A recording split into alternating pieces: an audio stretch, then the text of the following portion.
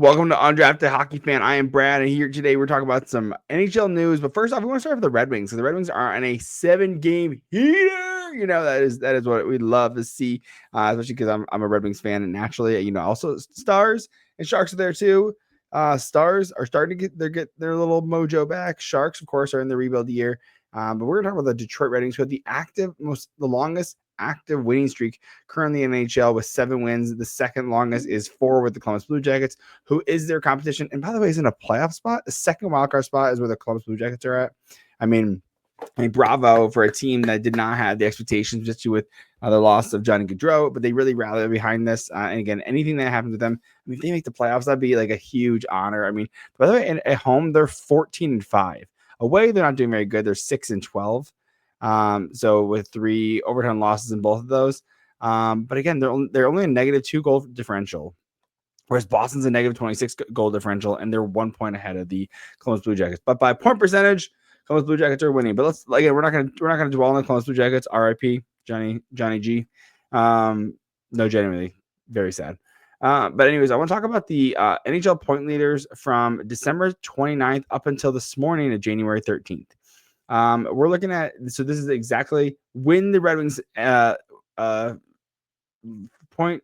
That when Todd McClellan came in, because they lost that game to Toronto. Basically, since their winning streak, we got the point leaders, the top 7 point leaders. This is Wingbill Podcast put this out yesterday or today.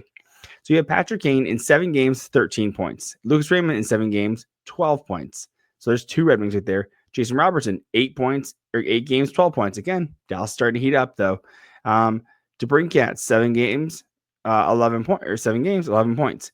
Leon Draisaitl, 7 games, 10 points. Look at that. You have 3 Red Wings that are beating out Leon Draisaitl. Suck it, Leon. Dylan Larkin, 7 points, 10 points in 7 games. Matt Zuccarello, 8 games, 10 points. So just to show you that in this short time period, it's it's very condensed. It's in this very small sample size. But in similar games, like 7 to 8 games, you're seeing the Red Wings having 4 of the top 6 point getters in that time frame. So it just shows you how dominant this team has been. It's extremely exciting. Also, since with these 7 wins, it's the longest winning streak for the franchise since January 2012. They're 2 points shy of a wild card spot, and that's still true. They have 44 points. Columbus has 46, and they're 7-1-0 under Todd McClellan. They're just playing some phenomenal hockey. So, anyways, I'm just so excited about them. My dad and I are actually going to see them tomorrow versus the San Jose Sharks. So cross your fingers. It is 8 wins in a row. Again, I understand the goal with San Jose Sharks is to actually be rebuilding. And if they get the top pick, another lottery pick, they wouldn't be too mad about that, honestly. They're currently sitting 32 points they're second last in the Western Conference, only behind Chicago, and they're currently 2-7-1 in the last 10 with a -44 goal differential. Goodness gracious, boys and girls, holy smokes! So, but that is a team that is direction. It has a direction, right? A team that I'm looking at that maybe has a little bit less direction is Vancouver is kind of floating around the mushy middle. They should have been a top team, right? Calgary Flames, why are you good? You're in a second wildcard spot. Anaheim Ducks are starting to pick it up a little bit. Seattle Kraken, what are you doing down there, right? Again, Rangers, Islanders, Sabres, what are you guys doing down there? Mushy middle. Montreal, why are you tied with the Red Wings in points? They also have seven wins, 7. They're 7-2-1 in their last 10. While the Red Wings are 7-3-0 in their last 10. And so actually Montreal in the last 10 have actually done better by 1 point. So just shows you that this is just chaos season right now, especially in the Eastern Conference is so exciting. I think Buffalo's out of it. But Rangers are they're 2 points behind the Red Wings, and they're 4 spots behind, but 2 points ahead, or two points behind. They're 4 spots behind, but only 2 points behind. Between the Columbus Blue Jackets and the New York Islanders is 5 points, right? And between all those, Columbus Blue Jackets and the Islanders, who are second last in the Eastern Conference, so the wild card for the Columbus Blue Jackets into the second wild card spot is 46 points. In the second to last in the conference, 41 points is the Islanders. You have the Rangers, Flyers, Penguins, Canadians, Red Wings, Senators, and in between all them. It just shows you that like this is anyone's game. And honestly, Boston has only 1 point ahead of the Columbus Blue Jackets. They could absolutely fall off a cliff here as well. And Tampa Bay's only sit up there with 49 points. So from the third Atlantic spot to the Islanders, it's 8-point drop. That's all it is. So that is absolutely anybody's game in the Atlantic. So that could be Senators, Red Wings, and Montreal Canadiens all fighting for that another wild card spot in the Atlantic. We will see. Oh, I mean, and Boston as well. So I mean, this is exciting hockey. I mean, it is exciting to be relevant in national conversations again, because it is so tough that we're like you're like, oh, dude, like I just want to be part of like the regular conversation. Like, I like, it's nice to, like, you listen to a hockey podcast and they're like, yeah, Detroit's in on Dylan Cousins. You're like, they're in on somebody? They're in on something? Like they weren't in on anybody since DeBrincat who wanted to come here, right? And also just let you know, that is still what's happening currently. The Buffalo Sabres are currently scouting the Red Wings right now. Some of their top scouts, I think their head of scouting has been going to Detroit Red Wings games. So just to show you that there's still a move here to happen. I don't know if Dylan Cousins he could be worth it. He's a great player. He's put up good points before, but you want to consider that maybe he isn't the right solution, because basically what you do by buying Dylan Cousins, you're basically buying a guy who, let me pull up his DB page, is basically a little bit ahead of Nate Danielson. So we've seen this guy score 68 points in 81 games back in 22-23. He had dropped a huge drop off, 38 points in 79 games he had 47 points in 79 games in 23-24. And in 24-25, he's currently sitting at 21 points in 43 games. He's under a half point per game player right now. And basically what you're thinking is like, this guy's under a good contract right now. And so you're like, okay, well, that could be beneficial in the sense that you have a guy locked up really well. He's locked up for 7 years. He was on a 7-year contract. He got it for another this year and 5 more years after this at $7.1 million. So he's cost controlled already. He's at a number that Yzerman likes. He's an assistant captain. He's 23 years old. He was in the same draft as he was drafted the next pick after Moritz Seider. So again, he's still in that window of that young core. So basically what you're looking at is you're like, okay, is Nate Danielson going to be as good as Dylan Cousins? And I will say Dylan Cousins, one thing that I really like about Dylan Cousins is he's got a lot of snarl. He's got a lot of high compete. And that is something that Yzerman absolutely values. But the reason I'm hesitant is that most of Yzerman's trades have not worked out. DeBrincat's working out, right? Most of his trades have absolutely not worked out. Most of his free agency hasn't worked out. So I'm very skeptical on the pro scouting side of Yzerman and his team to be able to confidently pick a guy who is struggling, because I don't know if he'll be able to pop out of this either. And so that's my opinion. I have a higher confidence in Yzerman's drafting, because all of his first round picks are in the NHL or on their way to be in the NHL, right? Seider, Raymond, Larkin, Casper. Costa is planning to come up next year. Costa's in AHL, by the way. Nate Danielson, AHL, plan to be up here next year. Most likely be up next year. Maybe not start the year, kind of like a Casper thing, not start, but then end up staying. Michael Brandon-Nygaard, just drafted last year. He's in the SHL, probably going to come over to the AHL next year, and then come up to the NHL. So, but he definitely made it. He came to the camp, and there was definitely like conversations about him potentially staying, just to show you how good he can be. He definitely has some parts of his game he needs to develop. He's doing okay. He's doing well in the SHL. He's playing against men, right? This guy's 18 years old. But Brandon Nygaard, he still has a little bit more development, and that's okay. That's absolutely okay. He was just drafted this year, so it's not a big deal. And then of course you have guys like Augustine in the Augustine doing phenomenal in the NCAA. So there's just like things that I absolutely trust Yzerman's drafting ability and the team around him. Again, just the trade. I mean, the Petrie trade, the Jeff Petrie trade is not really working out as well as you'd like to see. And it's just like, again, I'm just not confident in some of those things. So we'll see. I mean, I don't doubt that Dylan Cousins, if he got out of Buffalo, he could absolutely thrive. I'm just so skeptical on trading guys that I mean, in the sense that I believe Nate Danielson will be the one to go. I mean, like a Nate Danielson, like Andrew Copper, probably a Comfer, and then like a first round pick, and maybe another like B level prospect, maybe like Wallinder or one of them, or Vero, one of the guys that's in expiring deals. Like this is a guy that like it's basically going to be like basically the Eichel deal is Dylan Cousins deal. That's how I could see it, something similar to that. Of course, there's talks about Pettersson potentially coming over as well to Detroit, where that would be a absolute haul to get Pettersson as well. That's what happens when you're trading for a star player in the NHL, which there's not a ton of, right? And you could arguably say that Pettersson's a top 25 player in the NHL. Like that's not really a doubt. He's having a down year like now, but he scored over 100 points before. I'll be honest, you know who hasn't even got hit 70 points? Dylan Larkin, right? A guy who is a leader on this team, and you're like, man, like he's having a great year this year, but if I recall correctly, he's never even hit 70 points in a season. So you have to consider like, oh, is he? No, he did. Sorry, he hit 79 points in 80 games in 22-23, but he had 69. He's done it once, right? And so he's hit 69 twice. He's on pace if he didn't get injured, but again, this is a guy like, can Dylan Cousins be your other Dylan Larkin, right?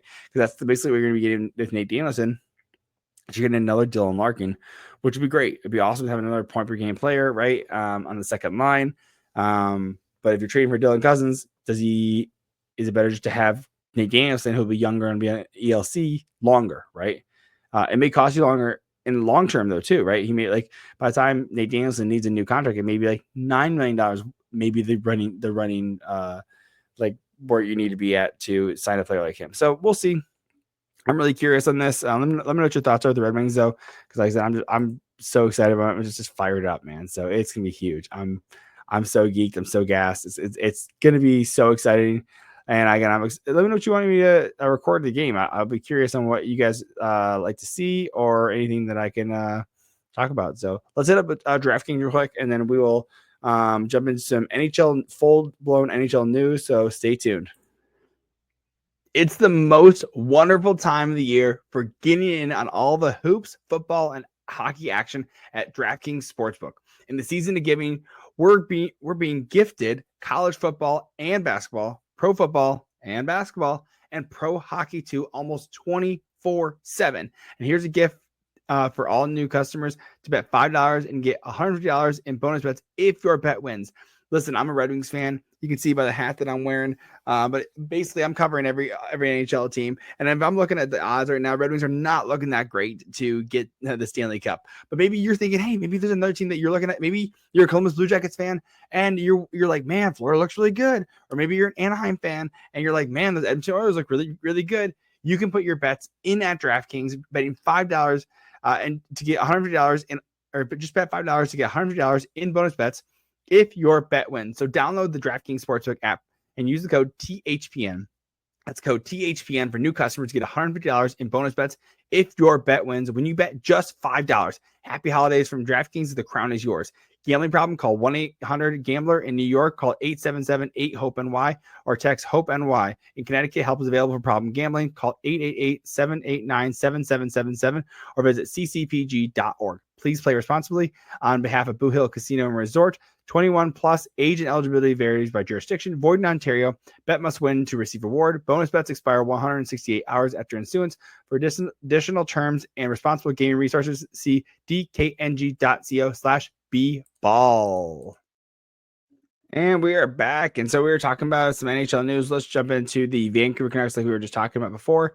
The Canucks have recalled Philip Hronek from his conditioning stint in the AHL. So he previously he's in his this season he got injured on November 27th. And then he finally got his return. He went on a conditioning stint down in the AHL and now is returning with the Canucks. He actually traveled. I think they were on the road, and so he wanted to do a conditioning stint with the Abbotsford Canucks because they're right there. Kind of get his feet under him and everything. And currently this season he has 1 goal and 9 points through 21 games. I imagine he's going to be killing it with Quinn Hughes. Of course, Quinn Hughes having a monster season. So I think it'll be good to get some liveliness back into that room because there's definitely a little bit of like what's happening with the room because you have the Pettersson and Miller drama because, they're being dramatic. So it's fine. We'll see what ends up happening with that. I'm really excited for him to come back because I think, again, he played super well. So we're going with Zach Aston-Reese. Okay, you have Zach Aston-Reese signed a new contract today with the Columbus Blue Jackets, just a league min. You got an extension of 1 year worth $775,000. Good for him. Again, he signed this late. He didn't have a contract initially. Ended up being added as a filler to the team, but now he signs the contract, which is good for him. So he's 30 years old, so he gets a little bit of security. He decides, they signed into a leagueman deal last year or this year, a 2-way contract. Looks like this year it's going to be a 1-year contract. So good for him, man. That's exciting for him to be able to continue to play and have a home to be at next year. So moving on to the rookie goaltender Levi Marilinen. Levi Marilinen is a Senators goaltender who played 2 games he played 2 games with the Ottawa Senators because they are absolutely struggling with goaltending since Allmark is going to be out.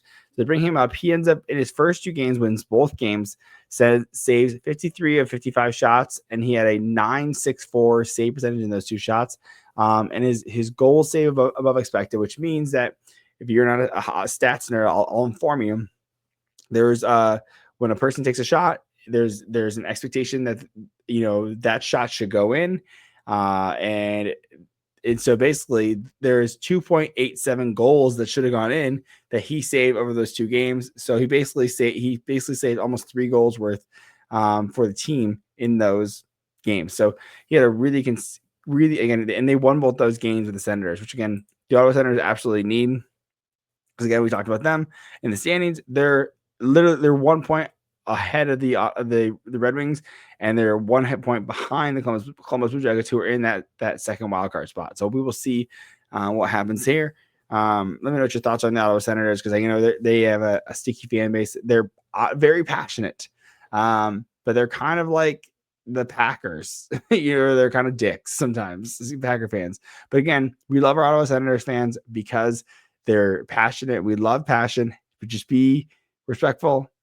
And also, Red Wings fans, don't be dicks either, right? Because that, as absolute Red Wings fans, I've seen you guys be massive dicks, and don't do that because that is not cool either. So, moving on though, we have Connor Hellebuyck, who is to my opinion, probably one of the most underrated goalies ever. But again, this guy's already got 2 Vezina trophies, which means he has 2 Vezina. The Vezina trophies are best goalies in the league. Best goalie in the league. This guy's only lost 6 games in regulation this year, which is crazy because what else he has 6 of? Shutouts. He has as many shutouts as he has regulation losses. This guy can honestly win the Hart and as the MVP for the team, for his team, and the Vezina Trophy, which would be crazy. There's actually a year, I think, a goalie won MVP for his team, but didn't win best goalie in the league, which is crazy to me. That's just crazy to me. So, because that just means like you're the best goalie in the league. Like, what if you have the best player in the league award, you should get the best goalie in the league award as well, right? That just kind of makes sense. So, but it's silly. So, but again, we'll continue to move on with some more news. I mean, do you think he can win the Calder or the Hart? I mean, I think he could. He could honestly win an MVP. Another guy who has just been ripping it up is Alexander Ovechkin of the Washington Capitals. I mean, I don't know why I have to say of the Washington Capitals. Of course, you know who he is. This guy, again, has surgery takes some time off, breaks his freaking leg, and then comes back. He was set to break Gretzky's record this year, and then breaks his leg. He's back on the ice and within 3 weeks or something like that. It was something crazy, and now suddenly he is the second player in NHL history, again breaking more record than one, with at least 20 consecutive 20+ goal seasons, joining Gordie Howe, who had 22 seasons, as the only other player to do so. So that is just Alexander Ovechkin just continue to just beat Father Time. And this guy actually has 27 games this season, 32 points, 20 goals. Honestly, this guy is on pace too. There's actually betting lines right now. You can go out and bet which game Alexander Ovechkin will break the Gretzky goal goal, which is crazy to me. I think it's just like it's like a crazy thing. I honestly thought before he broke his leg he could do it this year, and he might. He's really, really close. So I mean, how many goals is he at now? Because I think it was like he's like so close. He's so close to his record. It's of course not shown on Puckpedia, of course, but okay. We'll give an update next time when we see you guys. So we're on to the next one. So Cutter Gauthier, if you hadn't heard about the news from this, Cutter Gauthier was a top 5 prospect, I'm pretty sure, with the Philadelphia Flyers, drafted top 5, I'm very sure, with the Anaheim, or not Anaheim Ducks, with the Philadelphia Flyers. And so what ended up happening with him is that he was like, listen, I don't want to sign you guys. He was a 5th overall pick in the NHL draft. And so what he's like, I don't want to sign with the Flyers. Like he was saying all the right things. They drafted him, they helped develop and everything, kind of helped guide him and everything. And he's like, I just don't want to sign with you guys, which to me was a little bit crazy. Because I was like, why not? Like, why wouldn't you? You said all the right things. You said you wanted to be a Flyer. You were so excited about it and everything. And it was like, dude, what are you doing, dude? Like, what's up? And so no one knew about this, supposedly. And then basically they end up trading Cutter Gauthier, a top 5 pick, for Jamie Drysdale, who was pretty consistently injured, for Drysdale and a 2nd round pick. So you're like, okay, well, that's not great. You're not loving the return because Cutter Gauthier is supposed to be like essentially like a top 6 center in the league. And the kid just doesn't you're like, oh man, you don't want to give you pick a guy 5th overall, like you pick him because you think he's gonna be good. And right now, actually, he has in his first season in the NHL, 20 points in 43 games. So he's doing well for like his first year. Like this is he's producing really well. Again, he only played 1 game last year, 1 point, 1 assist, 1 point in 1 game. But to me, like he's gonna be a really good player. And so and the reason I'm mentioning this is because they went to Cutter Gauthier returned to the Flyers or to Philadelphia for them to play. And this is a game where they are like, every time he gets something the ice, they boot him. Every time he touches the puck, they boot him. And I'm not a big booer, but like I'm like I get it. A guy requests his way away from the team, doesn't want to sign with you. You're like, it's kind of a slap in the face for a guy that like you got again drafted so high, and you're like, man, if this was the case, we would have drafted someone else. And Jamie Drysdale, again, I really like Jamie Drysdale. I think he's a fun player. But again, you're like, oh, dude, like it's a bummer, dude. It's just like it's a huge bummer. It's like, man, like this kid's supposed to be like part of like the future and everything. You're like, oh, you have this great center and everything. And now they're looking for a center, right? They're looking for a guy that they can play long term. I think let's see, Jamie Drysdale, let's see how he's doing this year as well. 10 points in 32 games. I mean, for a guy who you thought was gonna be an offensive defenseman, not great, not phenomenal, not that great comparison to when you're looking at a guy like Wallman or something like that. But again, he was a 6th overall pick at one point. So hopefully he pans out there. I honestly hope if they're looking for a center, I absolutely hope the Philadelphia Flyers trade for Trevor Zegras. I think that'd be so fucking funny.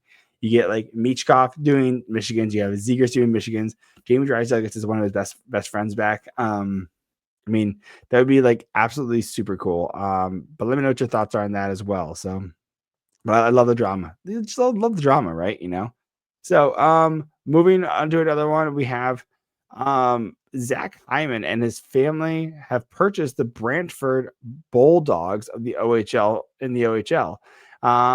Then also there's some thoughts about whether if they'll stay in Brantford or not, but it looks like Zach's father also owns a Ontario Junior Hockey League, the Markham Royals. So, I mean, like I said, it's cool that like a guy like this is getting involved in junior hockey, and buying a team like this. I don't know if there's any struggles with the Brantford Bulldogs or anything, but it's cool that players are like, hey, like they come back and they support the team, and they cost money to run these junior teams still, right? They still got to travel and everything.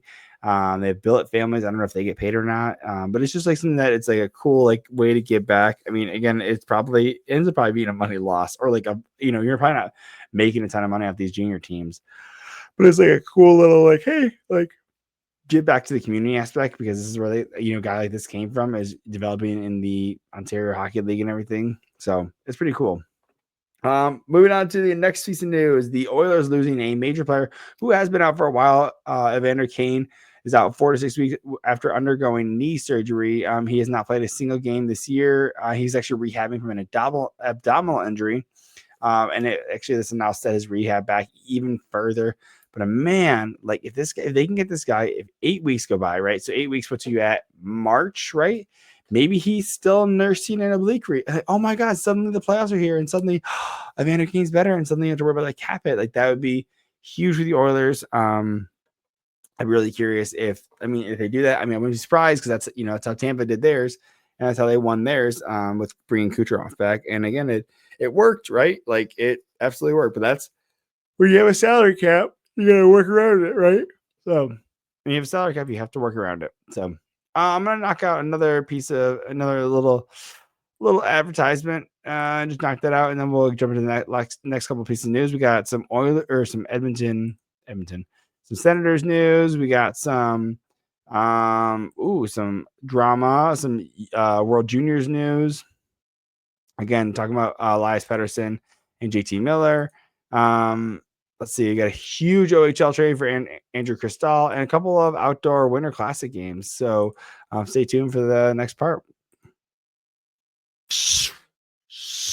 You know that sound. That is the sound of ice skates hitting the ice at your favorite NHL team's rink. And listen, if you're looking to get tickets, you know that there's nothing better than going to see that live experience of hockey, just seeing the guys hit each other, the screams, the crowd, the chants. It's nothing's better than it. And if you're looking to get tickets, you know you got to go to Game Time. Game Time has a new feature called Game Time Picks that makes it getting tickets to see your favorite teams even easier live. Game Time Picks filters out the fluff to show you only incredible deals on great seats, so you don't have to waste time searching through thousands of tickets. If you're looking at some up and coming games, like Detroit Red Wings, where I'm at, you get the Blue Jackets coming up on January 2nd. You can go a week ahead. You can go to the Blackhawks versus the Red Wings, right?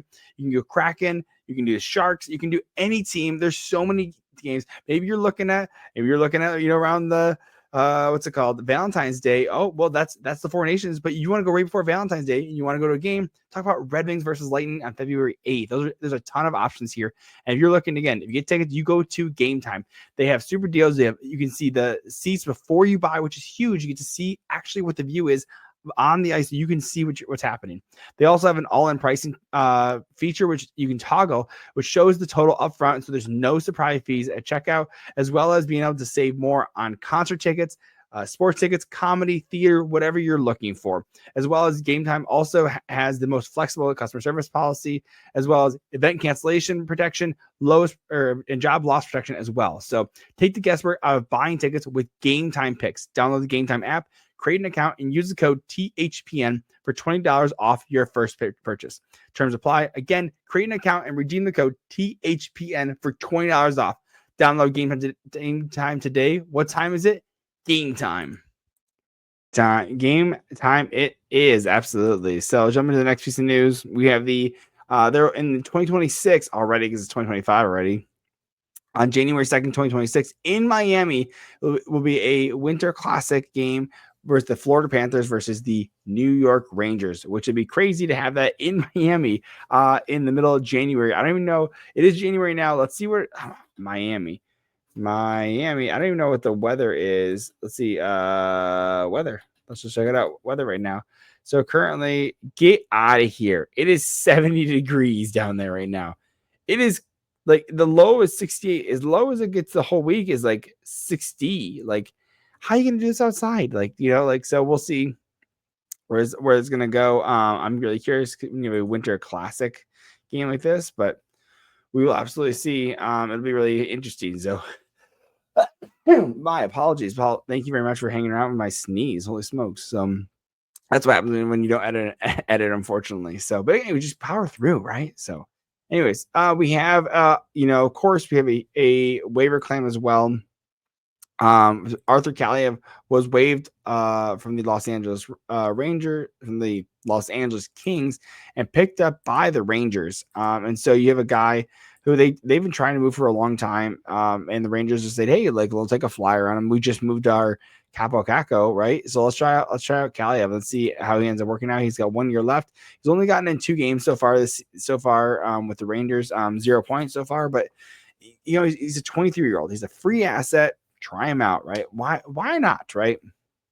Because it's like what else is there to lose, right? You just try him out. If he works out, great. If not, then you can waive him as well, or just like you don't have to, right? You can just do whatever you want with him because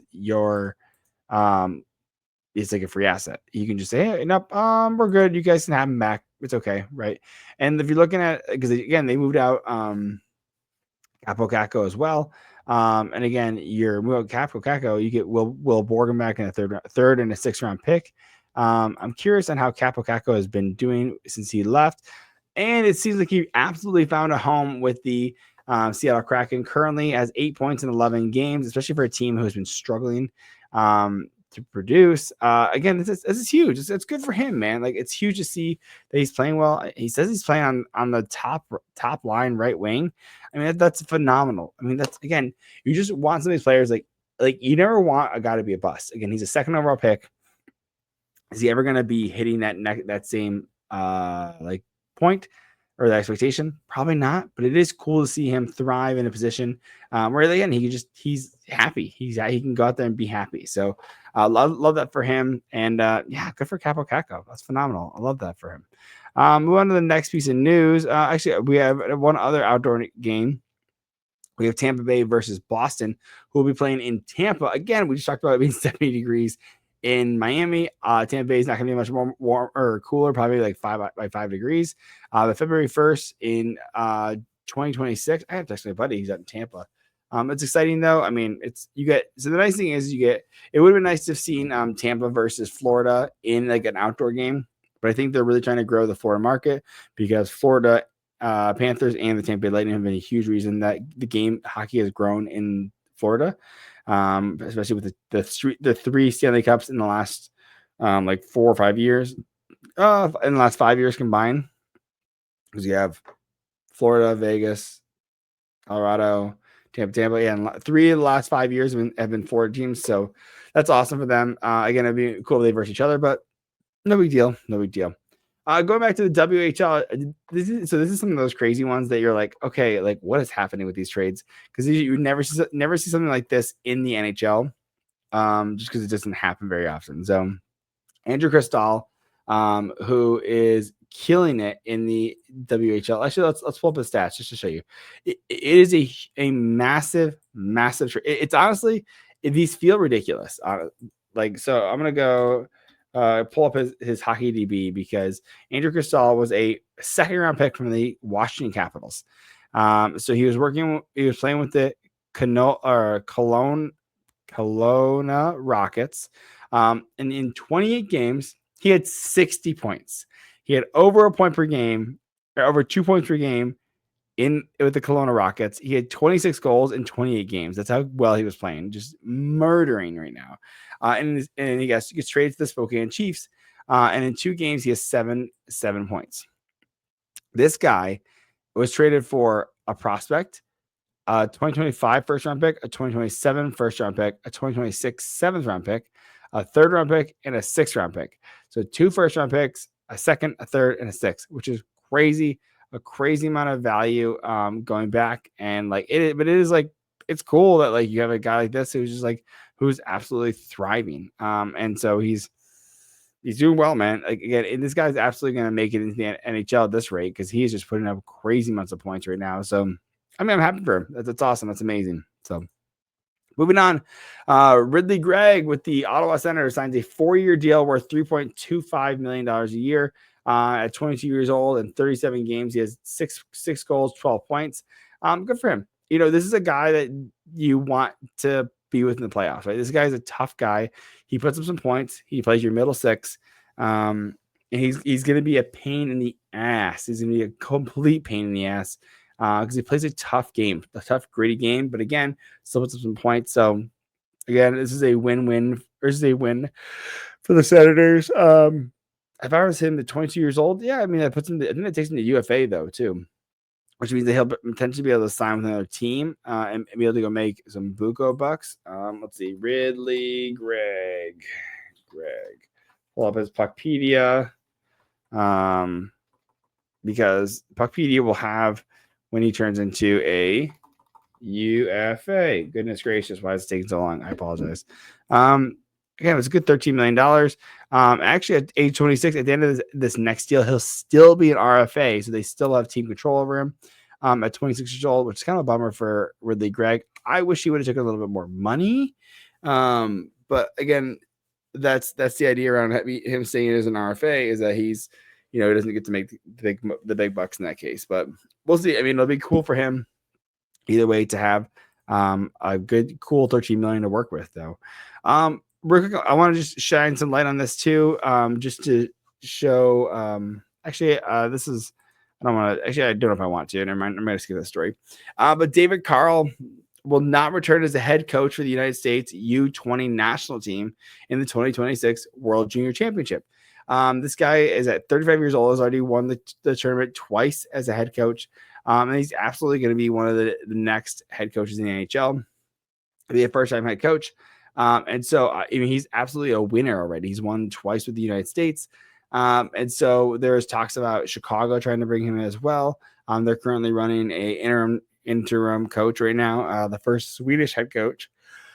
So we'll see if David Carl ends up getting the job. I imagine by the end of the year, not end of the year, by this summer, I imagine he absolutely gets a actually, I'm going to pull up his actual stats, because David Carl, he has a crazy like profile already, in the sense that he's like done so much winning. By the way, in 2008, he was a 7th round pick. So he's 35 years old. He's already like, he's could be playing the NHL right now, which is crazy. I want to see what he did as a player. Did he play in the NHL? He doesn't look like he did. Actually, here, let's pull up his stats. I got to see his stats now, because did he play at all? No, it didn't show he played.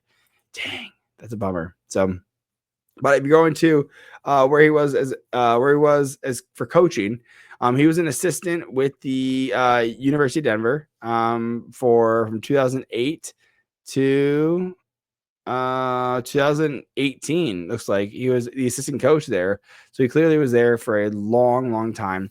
And then he ends up winning as head coach. He ends up winning the work. He wins the championship. He won more than one championship.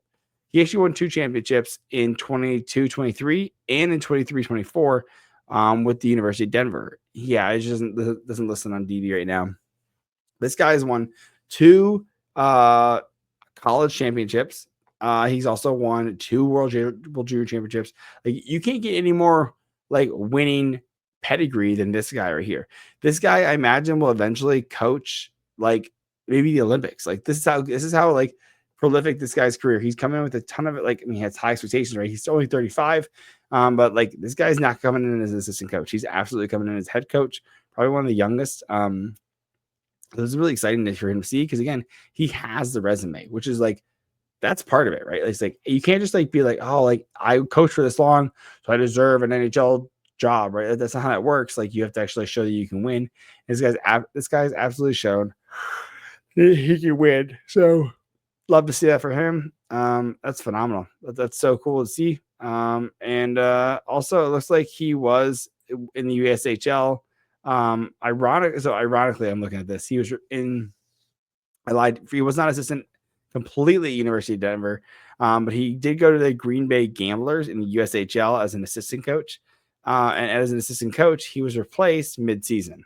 And he was replaced by Derek Lalonde. He was replaced mid-season. So, which is kind of crazy that Derek Lalonde got fired, and this guy's going to be one of the next big guys to get an NHL contract. So, just to finish up, we'll just talk about some Pettersson and Miller stuff. Of course, and there's a ton of drama on that. Again, these are just rumors. These are just like things that are being talked about. Nothing substantiated, but it is cool to kind of talk about this. Is that like they're both, Canucks are looking for what the trade market is for Pettersson and Miller.